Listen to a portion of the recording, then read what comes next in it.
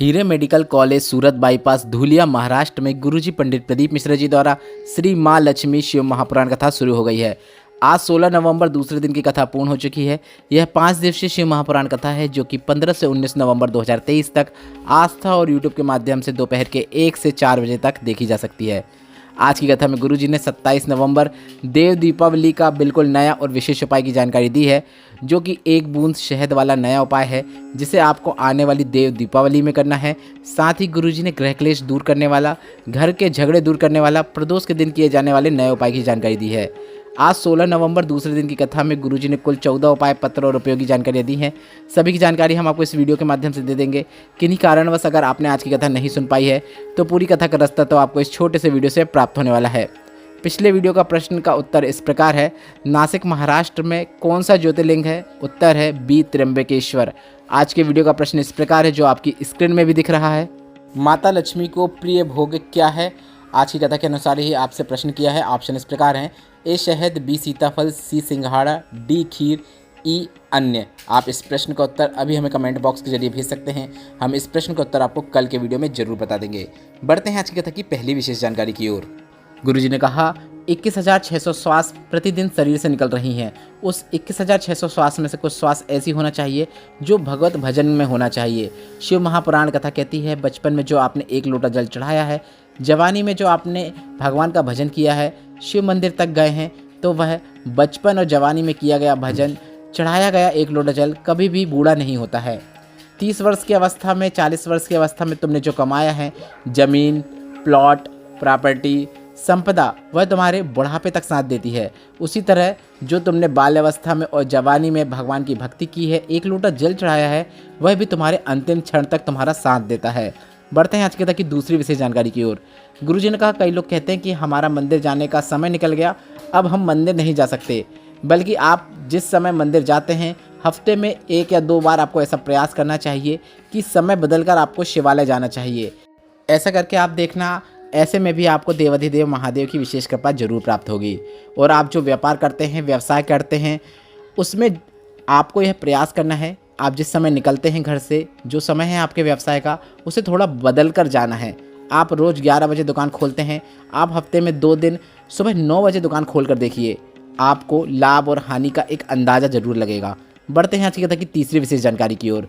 गुरुजी ने कहा, कई बार ऐसा होता है कि हम मंदिर जाते हैं, कुछ सामग्री भूल जाते हैं, लोटा लाना भूल जाते हैं, जल लाना भूल जाते हैं, कुछ सामग्री बेलपत्र, धतूरा आदि हम भूल जाते हैं। तो आपको एक प्रयास करना है, मंदिर में जो कार्य मिल जाए, जो सेवा मिल जाए, वह जरूर करना है। सफाई कर लो, रंगोली डाल लो। बढ़ते हैं आज की कथा की चौथी विशेष जानकारी की ओर।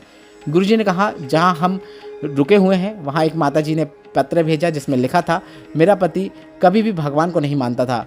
हम मंदिर जाते थे तो वह हमें मना करता था, इतना नशा करता था, मांस का सेवन करता था कि पूरा परिवार तबाह हो रहा था।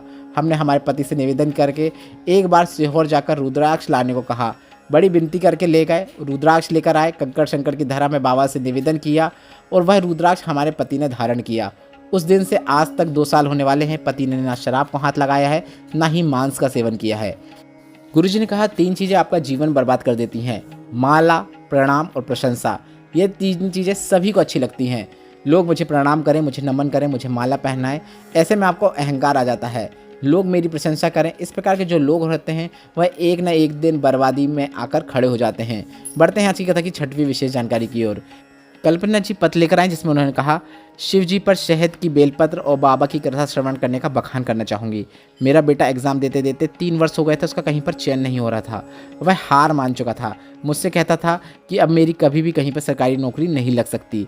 पर गुरुजी, आपने मालेगांव की कथा में कहा था, पूरी मेहनत करो, पूरा प्रयास करो, कोई कसर मत छोड़ना। बेलपत्र की बीच वाली पत्ती में शहद लगाकर उसे शिवलिंग पर चिपकाना, भोलेनाथ के मंदिर में 1 लोटा जल चढ़ाने का महत्व आपने बताया। हमने ऐसा ही करना शुरू किया। सीहोर जाकर हम रुद्राक्ष लेकर आ गए और रोज़ जल चढ़ाते, और बाबा की कृपा से मेरे बेटे की BSF में नौकरी लग गई है, उसी का आभार व्यक्त करने में कथा पंडाल में आई हूँ। बढ़ते हैं आज की कथा की 7वीं विशेष जानकारी की ओर। गुरुजी ने कहा, पहले भी हमने कथा में आपसे कहा था, लोगों ने उसका बहुत उपहास बनाया, मजाक बनाया, जिन्होंने प्रयोग किया उन्हें सफलता भी मिली है, जिससे जुड़े हुए आज कई पत्र आए हैं।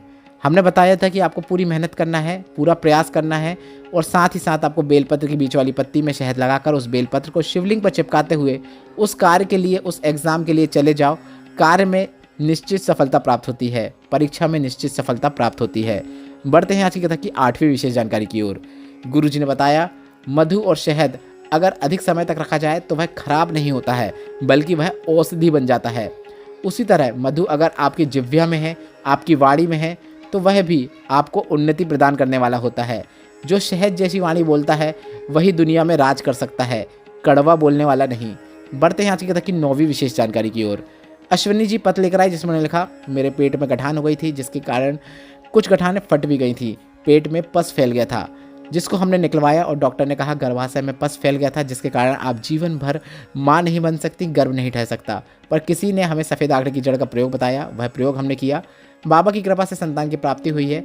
हमने बॉम्बे तक इलाज करवाया था। सभी ने कहा था जीवन भर संतान नहीं हो सकती। बाबा का ऐसा चमत्कार का आभार व्यक्त करने में कथा पंडाल में आई हूँ। बढ़ते हैं आज की कथा की 10वीं विशेष जानकारी की ओर। दर्शना जी पत्र लेकर आए, जिसमें उन्होंने लिखा, मेरी बेटी को शरीर में ऐसी बीमारी हो गई जिसमें शरीर की सभी नसें एक एक करके कार्य करना बंद कर देती हैं। शरीर पलंग में पड़ जाता है, सभी नसें चौक हो जाती हैं, ना हाथ हिलता है ना पाँव हिलता है। यह बीमारी 1.5 लाख में एक को होती है। डॉक्टर ने सिर्फ 14 दिन ही बताए थे और हमने भर्ती रखा। डॉक्टर ने कहा कोई चमत्कार ही इसे बचा सकता है। तब किसी पड़ोसी ने शिवजी पर चढ़ी बेलपत्र को पास में रखने को कहा। शिवलिंग पर जल चढ़ाकर उसे पिलाना शुरू करो, ऐसा कहा। शमी पत्र का प्रयोग करने को कहा। हमने ऐसा ही किया। सीहोर जाकर रुद्राक्ष लेकर आ गए। रात को रुद्राक्ष जलाकर सुबह उसका जल चढ़ा देते, बेटी को दे देते। बाबा की कृपा से जिसे डॉक्टर ने जवाब दे दिया था, वह मेरी बेटी कथा पंडाल में आई है। मेरी बेटी चल सकती है, स्वस्थ है, भोलेनाथ ने संभाल लिया है। इस बेटी को गुरुजी ने व्यासपीठ में बुलाकर शिव पुराण का आशीर्वाद प्रदान किया और उस बेटी से चलने को कहा, जिसे देखकर लाखों लोगों ने सुख की अनुभूति की। बढ़ते हैं आज की कथा की 11वीं विशेष जानकारी की ओर। गुरुजी ने बताया 5 प्रदेशों में चुनाव होने वाले हैं। सभी देशवासी जहां पर चुनाव होने वाले हैं उनसे मैं निवेदन करना चाहूँगा, राष्ट्र हित में, देश हित में वोट डालने जरूर जाओ, वोटिंग जरूर कीजिए। जैसे बेटी को वस्त्र का दान करते हो, कन्या दान करते हो, अन्न दान करते हो, उसी तरह मतदान भी जरूर करें। बढ़ते हैं आज की कथा की 12वीं विशेष जानकारी की ओर।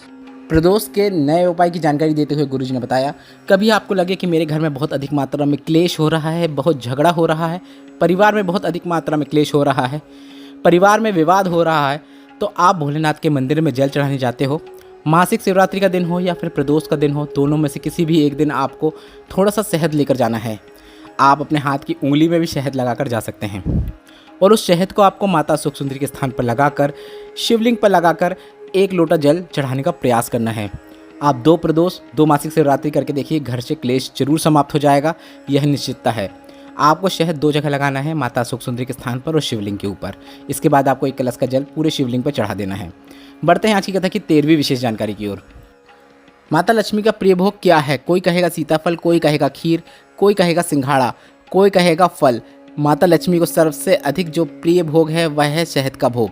और जो दीपावली, कोई भी दीपावली हो, उसमें शहद का भोग लगा देता है, उसके जीवन में कभी भी धन संपदा की कमी नहीं होती है। दुनिया के लोग दुनिया भर का भोग लगाते हैं, माता लक्ष्मी को बहुत प्रकार का फल और मिष्ठान खिलाते हैं, पर शहद का भोग लगाना भूल जाते हैं। आप आने वाली देव दीपावली को शहद का भोग लगाकर माता लक्ष्मी की विशेष कृपा जरूर प्राप्त कीजिएगा। बढ़ते हैं आज की कथा की 14वीं और अंतिम विशेष जानकारी की ओर। गुरुजी ने बताया 33 कोटि देवी देवताओं में 2 देवता ऐसे हैं जिन्हें महा से संबोधन किया जाता है और जिन्हें मधु बहुत पसंद है। एक है महादेव और एक है महालक्ष्मी। ये दोनों ऐसे हैं जिनमें मधु का प्रयोग सुख प्रदान करने वाला होता है। जीवन में कभी आपको लगे हाथ तंग चल रहा है, बहुत तकलीफ़ें चल रही हैं जीवन में कुछ भी सही नहीं हो रहा है, फैक्ट्री नहीं चल रही है, व्यापार नहीं चल रहा है, टेंशन ही टेंशन जीवन में चल रही है, कर्जा बढ़ते ही चले जा रहा है, कहीं से भी धन संपदा नहीं आ रही है, धक्के की ज़िंदगी चल रही है, तो आपको एक बार मधु का प्रयोग जरूर करना चाहिए। एक दीपावली आती है और एक देव दीपावली आती है। इन दोनों दीपावली में से कोई भी दीपावली या फिर दोनों दीपावली में आपको प्रयास करना है। महालक्ष्मी की आप अगर पूजन कर रहे हैं तो आपको देव दीपावली या दीपावली जब भी आप पूजन करें तो आपको पान के पत्ते में शहद की एक बिंदी रखकर लक्ष्मी जी को भोग लगाना है। उसी दिन भोलेनाथ के मंदिर में एक पत्ते में, अर्थात आप बेलपत्र का भी उपयोग कर सकते हैं, या फिर एक पुष्प पर 1 बूंद शहद रखकर शिव जी को समर्पित करके देखिए और अगले वर्ष तक आप इंतज़ार करना। बाबा आपके जीवन में 4 चांद लगा देंगे। आपका जितना भी कर्जा है वह सब चुक जाएगा उस मधु के बल से। दीपावली तो निकल गई, आप आने वाली 27 नवंबर की देव दीपावली को इस विशेष उपाय को कर सकते हैं। वीडियो में बताया गया उपाय और उपयोगी जानकारी से संबंधित अगर अभी भी आपके मन में कोई प्रश्न है तो वह प्रश्न आप कमेंट बॉक्स के जरिए पूछ सकते हैं। मेरे द्वारा दी गई जानकारी अगर आपको थोड़ी सी भी उपयोगी लगी हो तो इस वीडियो को लाइक करके कमेंट बॉक्स में हर हर महादेव जरूर टाइप कीजिएगा। श्री शिवाय नमस्तुभ्यम। हर हर महादेव।